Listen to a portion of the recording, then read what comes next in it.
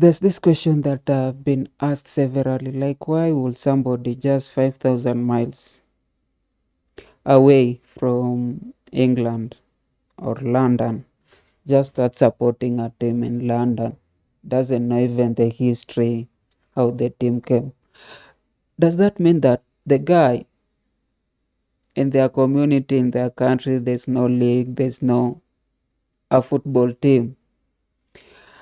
In my knowledge, I think every country, league, community has a football club and a football league. So they are just factors that make the Premier League so big, so global. And it happens in so many disciplines. Like, for instance, in marathon. When I was little, I used to think that just because Kenya is doing or dominating marathon, that these other countries, they don't have an athletics club, they don't run marathon. But after growing up and amassing knowledge on these other countries, I realized that every country has every discipline. Like, you go to Zimbabwe, you'll find there's an athletics club with people running marathon. You go to Asia, you go to China, you'll find the people just running marathon. You go to Norway, you go to USA. The fact that Kenyans, Ethiopians, and at least Uganda dominate marathon is just factors. They have the factors that, is it genetics, is it the air, is it the oxygen? Those factors just make those people to win marathon. And it's the same way for Premier League. In Premier League, you find that there's fanatism first. The community is made in such a way that they will support, like, I don't know how I should describe it, but the community support football. They have the capital, they build stadiums, and all these other factors. Neighbors, the Eurozone, the Champions League, it just works for them, which it may not work for others. For example, in USA, they have invested a lot in football, but all those factors do not just congruent into a place to make it big. Otherwise, I was not going to talk about that. I was just talking about fanatism, the differences between fanatism in Premier League and Africa, and especially Kenya. Fanatism, and I think in Premier League, is like community based. As I've always said, like clubs for the longest times have been community based. Like, it's people just around the community saying, like, these are our guys, let's make a team, let's give land for the stadium or for the playing field. Then they compete against another community, and then because it's our boys, even if they don't win, even if they win, it's ours, we shall support them. That's different with Kenya, because Kenyan, the history, the football history has changed for so long. Like, football was introduced in Kenya in early 1900s. The first competition was, I think, in 1920 between Indian residents and British residents. They used to form a team, then have a 4 match competition from 1923, 24, 25.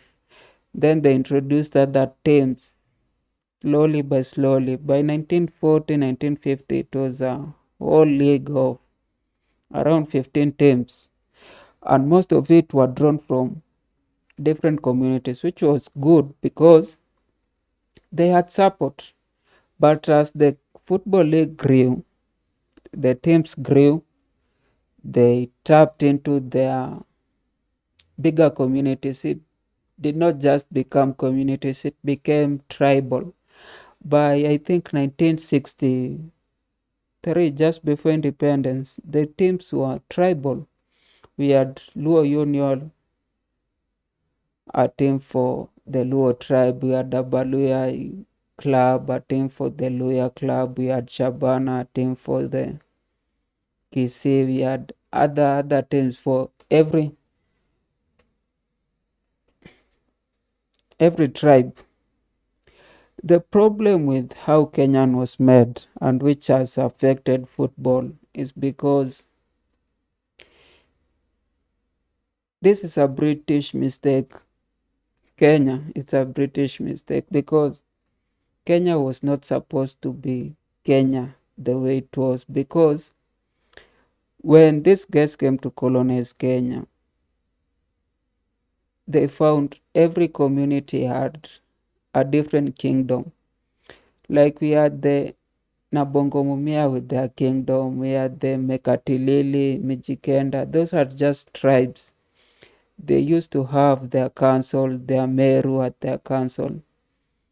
Now, British decided that we have to break down all this kingdom and make them into a single nation. That was a big mistake because after the British went, now every as much as every person regarded themselves as Kenyan, they still had this thing within them to push them to first recognize their tribes before they recognize Kenya. We just have that thing. Don't know what is it, but and it was made bigger because you see, Africans after independence, there was so much corruption, so much tribalism, so much nepotism and such. So it made that thing big, and that really affected the game because the games were tribal. Now the tribal teams became a way for the politicians from a different game to agitate for resources and to push their community to request. So like every match was a way for the community to meet and talk about how that tribe was really not their friend. So this thing came from becoming a league to becoming a war, or a way for this oppressed, like kind of, you put it in quotes, oppressed tribes to really agitate, to really talk about how they are being oppressed, how they are not being, how they don't get resources. And it went for a long time. There were fights in most of those games. Like it was war late in the 70s, and I think by 1980s, in the wisdom or lack of the president at that time, Moi, he decided that he has to disband all the community clubs. So every community club was disbanded, and like Luo was disbanded, Luo Union, Abaluya was disbanded, and in the they were replaced by corporate clubs.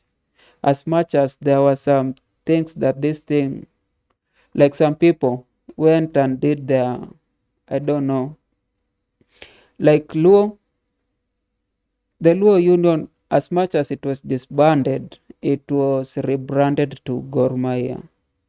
And I think Abaluya was rebranded to FC. All these other clubs, like all these other tribes, I mean, and by extent, the clubs were fully disbanded. So they were replaced by corporate. Now, corporate corporate games, like corporate teams, like we had Telecom having a Telecom FC, EABL having Tusker FC, KCB having KCB FC.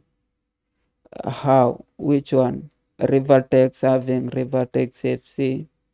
We had Mahakama, which is for judges, having Mahakama FC. We had the KDF having Ulinzi. I know we had, I think, having Red Berets. So that was in 1980s, and there was lots of fanatic, like a lot of people, like there was no connection between them and the teams. And now in early 90s, because there was no connection between most of the guys and these teams, because these teams were for companies, and as we all know, even as employees, we hate all these companies. We hate corporate, we hate the companies, we hate their CEOs, and in relation, we hate the players too.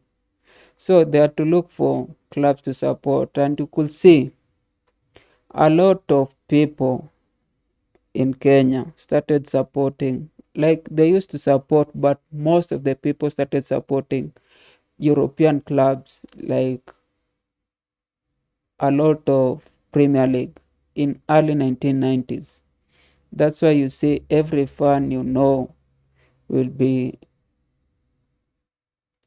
especially older fans, will be supporting those teams that were great in 1990s. The Liverpool, the Manchester United, Newcastle, I think.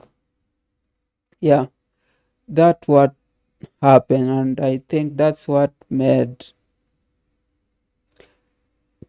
like a lot of Kenyans to start having a bigger fanatism for European clubs compared to Kenyan clubs. They are still, and I think was it last year, because they made an inquiry or what, and they proposed that this team should be, again, like we should now move from community and now move from corporate clubs, because they knew that it was a mistake to disband all these community clubs, because they have tried to revive the Kenyan football, but it was not working per se. Now, currently, like the regulations or don't know whatever they're doing, they're trying to revive all those tribal clubs that died or community clubs that died. So we try to make some form of competition and some form of rekindle the fanatism that was there. I don't know how it will happen, but we hope that somehow it may match how people support all these other clubs. Yeah, that's it.